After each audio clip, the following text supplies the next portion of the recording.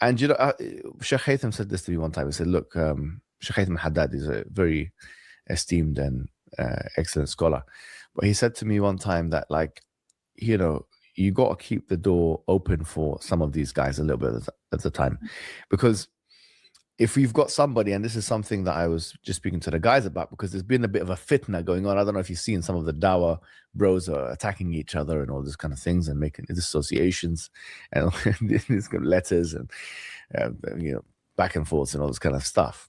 May Allah guide them. And well, guide them. It's true. I agree with you.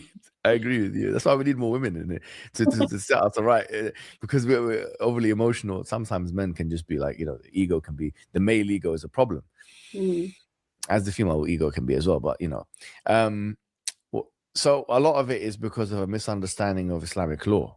Like, in the sense that, let's say, like I was just saying to Zishan and Ali the other day, yeah, Zishan and Ali.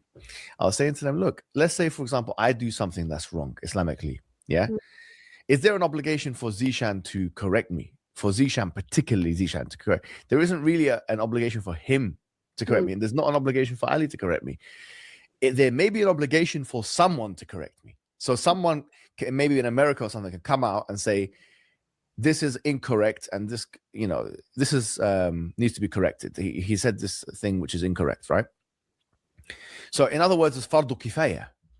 It's a fard kifaya. It's not fardu ain. Not everybody in the community needs to refute everybody else.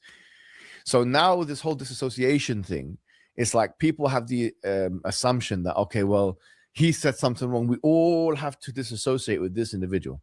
Well, to what end? Because if we keep doing that, there'll be nobody left. This is exactly what the problem with the Madkhalist movement was, or the Takfirist movement, because they kept doing that until they had 2 or 3 different scholars left that they said that they're the only ones we can take knowledge from. So going back to the point about unity, you know, that's why it's important, like, for there to be Islamic unity.